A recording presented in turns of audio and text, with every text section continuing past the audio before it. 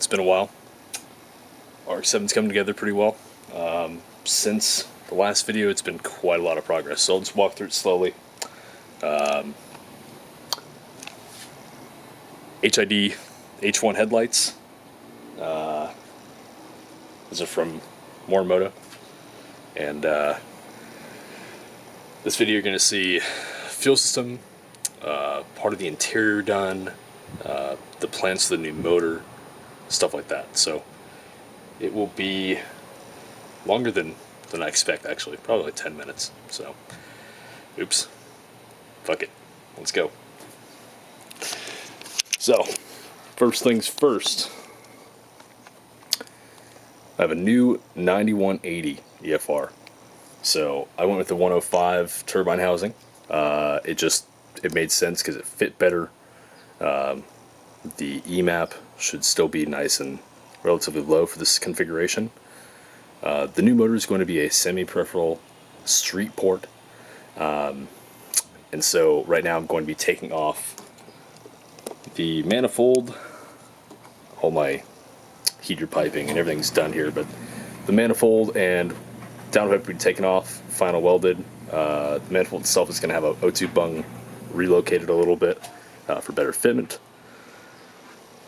I have T2 brakes up front, which I've had for a while. I need to change out these studs. In this bag over here, I've got ABS sensors that I'm going to run through right where that Allen wrench is. So ABS sensors for the front to have wheel speed. We've got case sport coilovers over here, and I'm trying to reduce the caster a little bit.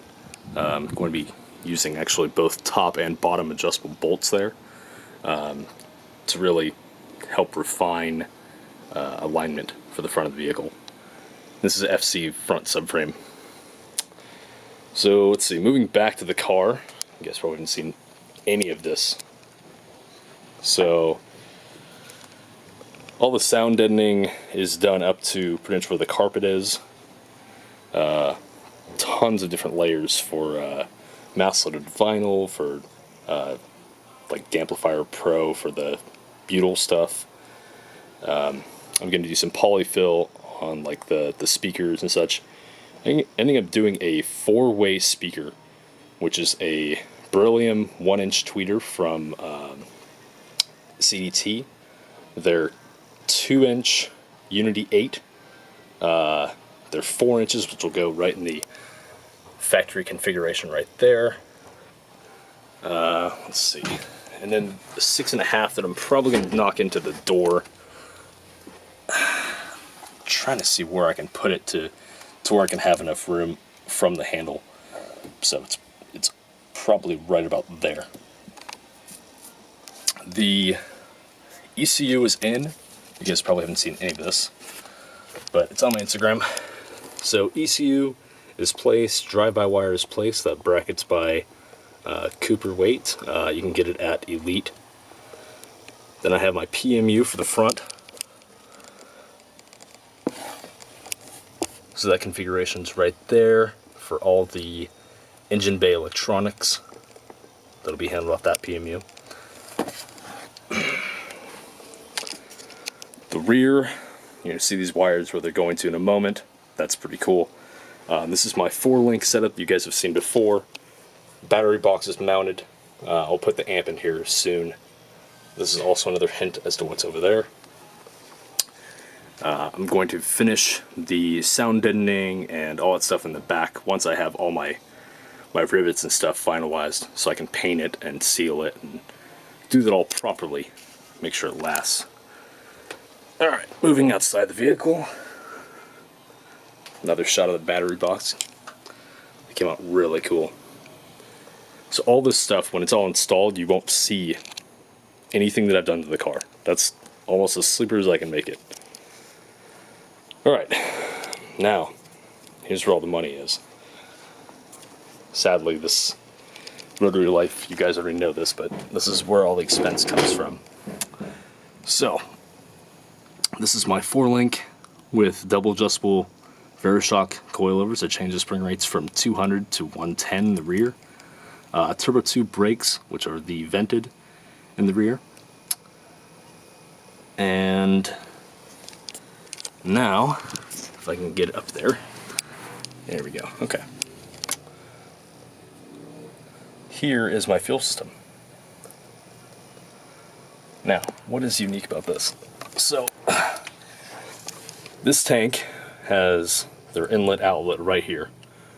And the idea with mine is I have an internal surge tank from Coachman Performance. And it has a lift pump that takes from the base of the tank to the top in a swirl pot configuration to de-aerate the fuel. And then it will go and feed right here. This is my DishWorks 160. So this is going to be our inlet. Comes out, Y's out to two Fuel Lab brushless pumps, which then come together. They're check valved. Then they're going to be, this is a 180 that I'm going to add onto here once it comes in. This will come into the post pump fuel filter, which is the Injector Dynamics F750. This is like 6 micron, and this is 100 micron. And then that's going to go here, up and around the front of the vehicle. And you can also see what I've been doing up there. So fuel system, pretty fucking crazy. Oh. Laundry, annoying. Give me 1 second, turn that shit off. Alright. Now, if I can do this without killing my camera or kicking out the jack stand, that'd be great.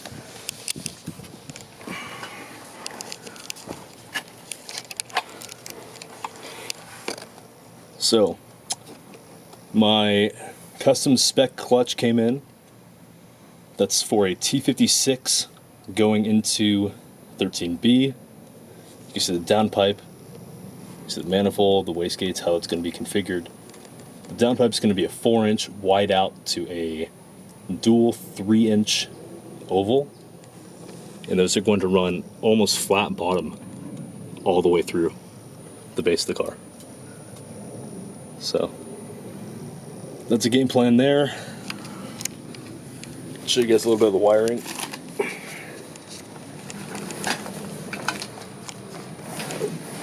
Without breaking shit as I get up. Jeez, becoming an old man here. Coil packs are mounted. Power steering, alternator, everything is configured pretty much how I intend to run the car.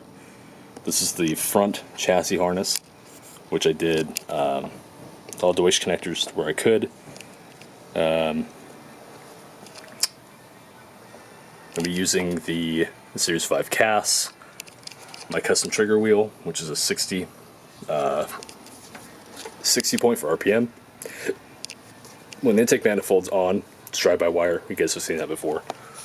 The fuel system here is completed, along with pressure damper, and it's a full parallel configuration. And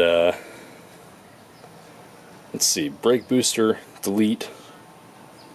This is all going to be PMU front, so the one I showed you guys earlier. And yeah, I think that's about it for now. I could show you that I finalized the bumper.